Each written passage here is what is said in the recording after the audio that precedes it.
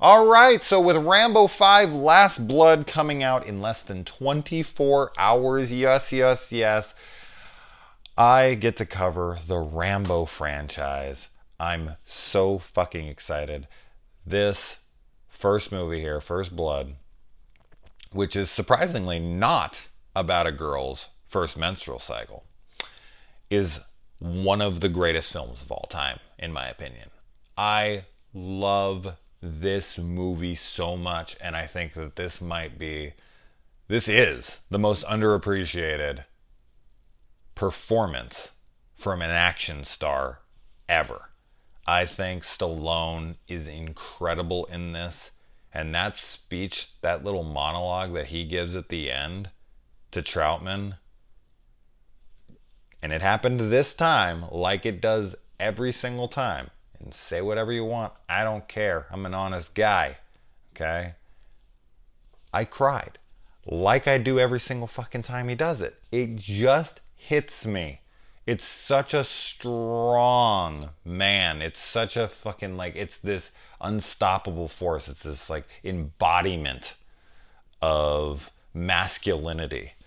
And, you know, the tough guy and the dude who can take out everybody. And he's just a man, and he breaks down, and he has emotions. And we're, as kids, you know, especially, you know, not especially, like mostly boys, we're told boys don't cry, men don't have emotions, you know, that's pussy shit, blah blah blah.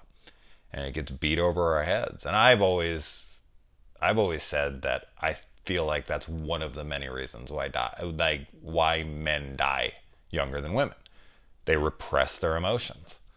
And they just suck them up, and they're like, don't you cry. And I was raised like that. I was raised like, don't you fucking do it. Don't you be a bitch, whatever. And I had a really, really, really hard time, and I still do. I have a really hard time showing emotion in that way. And it's weird that a movie like this, like, I can have horrible things happen in my life, I can have all sorts of crazy shit happen, and I'm just like, I want to feel that emotion, I want to cry because I can feel it in there, but it's just, it won't work. It's like my tear ducts have dried up.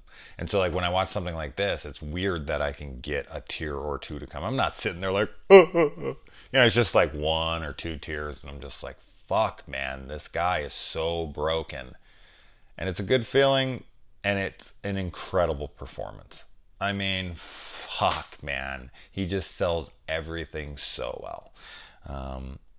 All right, so this movie was made for $14 million and ended up grossing $125 million. I'm going to be mentioning that for every one of these movies because it is an action franchise, and that kind of stuff matters to get why these are getting made. So, John Rambo, one of the all-time action heroes, one of, you know, kind of the archetypes for what is the action hero. And Troutman, too, is just kind of like standard stock every freaking movie since.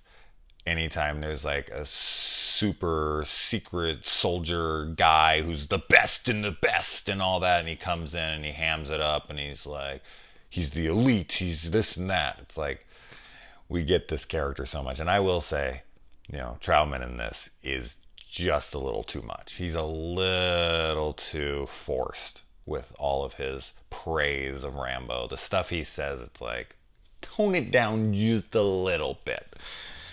He's a sycophant of his own student. But I don't know. He's in the first three movies, and I like him. I think he should be at like a 5, and he's at like a 7 or an 8. It's like, you just bring it down a little bit. It's all right. All right, so this opens much like the movie The Guest, which I reviewed on here a few months back. Great movie. Not as good as this one, but great movie. And so he comes out, and he's looking for his buddy. He's looking for one of his squad mates because he's got nothing left. Everyone's dead. He's, you know, this dude and him are the last of the last. And he gets there, and he finds out he was dead before he even got home, essentially. He brought back Agent Orange cancer and just whittled away to nothing. And Rambo finds out that He's the only one left. And the sheriff, the dickhead, moronic sheriff, is responsible for all of this. Everything in this movie is Brian Dennehy's fault. Like everything that happens. If you just left him alone, just let him get some food and walk on his merry way, nobody would have got hurt. But I feel like, even though that Rambo goes on murderous rampages in the rest of the movies, this is a movie where the body count is very, very low. I mean, I think only one guy dies. I think only one dude dies. So, I mean, Rambo's not killing everybody in this movie. Nothing like Rambo 4. We're getting to that. But yeah, it's just like this guy's telling him what to do, and it's like, nobody tells me what to do. I'm John Rambo. Have we not met? No, we haven't? Well, you're about to know who I am for the rest of your life. Which ain't going to be very long if you keep pushing me. Don't push it. I love when he grabs his knife and he's like, will you hunt with a knife? Name it. Oh, he's so cool in this movie. He's just so goddamn cool in this movie. And then they bring him in and David Caruso's there and he's like, fuck you. Come on, any Session 9 fans in the house? And then they try to shave him, and unfortunately he has battle fatigue, aka shell shock, aka PTSD, aka however many times they want to change this shit's name, but it's being completely fucked in the head from doing unbelievably unnatural things to what the body is never supposed to go through. That is just... I mean, I don't want to turn this into politics, but we're not meant to kill people like that. We're not meant to kill people, period, but we're especially not meant to do the shit that these guys have to do. And some people can handle it. I had a client once who was in Vietnam and he'd killed a bunch of people. Like, I talked to his wife and this and that, and this guy was fine as fuck. I mean, at least seemingly so. But he was always in the best moods, and he loved to play, like, Call of Duty. He would tell me about that, and I was like, man, you, like, missing the glory days? But, like, he was all about it. And he was the dude who went up, like, close and personal. Like, he went on recon missions where he went out and he was, like, slitting people's throats behind enemy lines kind of stuff. And it was like, holy shit, dude, this dude's killed lots of people. Like, this is scary stuff. But he was, like, the nicest dude you ever met in your life. And then you meet, other people. I've had friends who went, and they came back and they were completely different people. They were so fucking gone. They were so dead in the head. It was just scary. It was sad. And to watch, and knowing of this time. I mean, I wasn't there, but I know stuff from that time. And there's a line in this when at the end that really hits true. It's like when he got off the plane, when he came home, and he's like, people were screaming at me, baby killer and shit, and throwing things at me. What do they know? Where have they been? All that stuff. And it's like, man, that did happen. These people were protesting the war, and when these kids came back, they fucking just disregarded them as these brutes, as these horrible people. And it's like, these were young children that were told to go out into the battlefield. I mean, this is why war is such a tough thing, because these are a bunch of kids that are just told that this is the right thing to defend their country, whatever side they're on, and they do it. And then when, they find out that they're the bad guy, they're like, oh shit, I was told I was the good guy. Like, I'm a dumbass kid. Like, what do I know? And you just come back, and it's sad, man. This is a really sad story, but I don't know. Fuck, I love it. So the jail breakout scene's awesome. The car chasing, the fucking stunts in this movie are out of control, amazing stuff up on the motorcycles, the jumps, and then the rock climbing and the jumping off into the tree, the helicopter scene where the helicopter is going back and forth and he's shooting at him, and it's like a real helicopter, and he's there on the ground and it's flying around and shooting at him, and he hits the thing and he falls out of it and all that.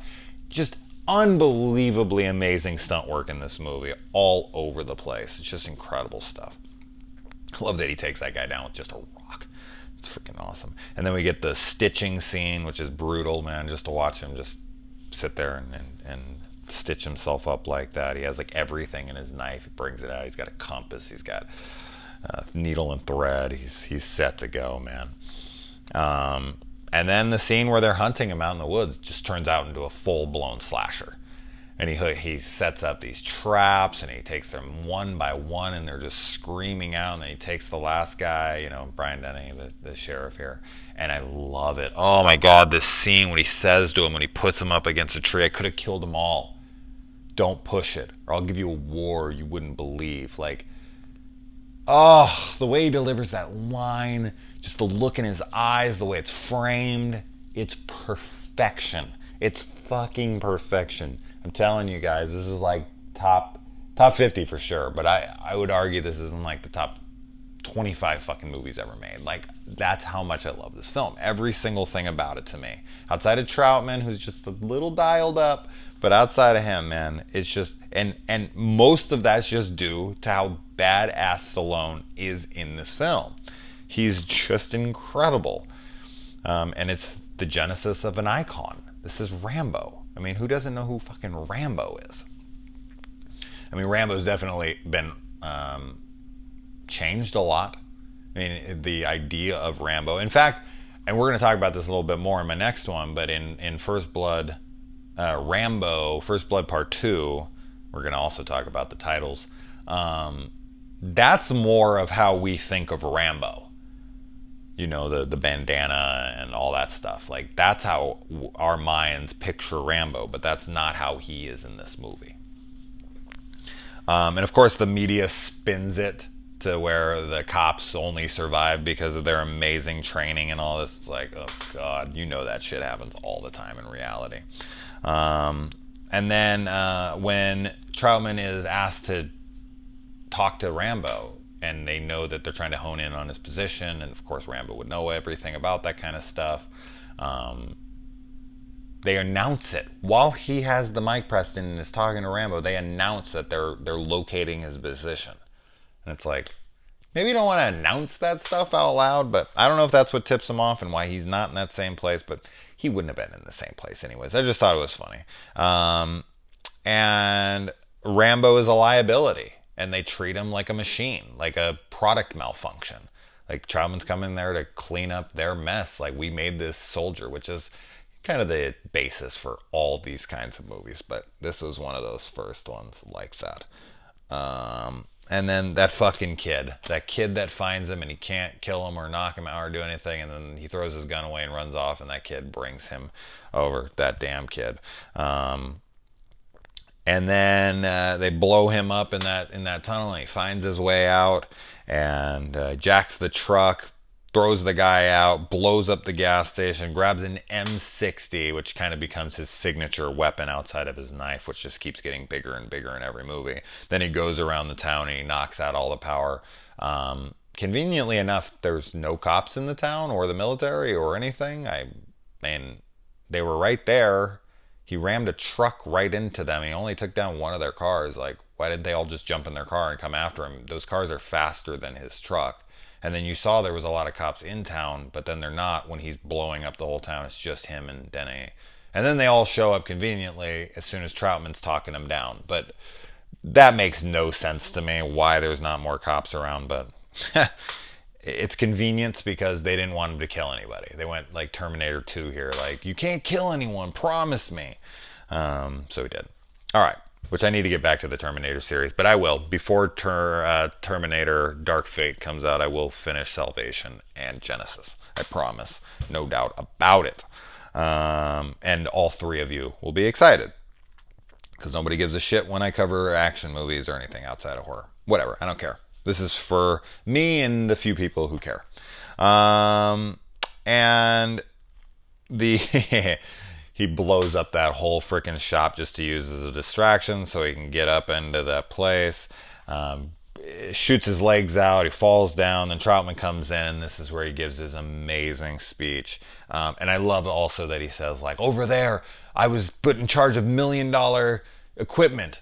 And when I come back here, I can't even hold a job fucking parking cars. And he throws his gun, and he just freaks out, and he's just so broken, and he's crying on Troutman, and he's just so emotional, man. And it's incredible. And that performance right there, just during that monologue. I mean, throughout the whole rest of the movie is fantastic. But during that scene, it's just like, this is acting, man.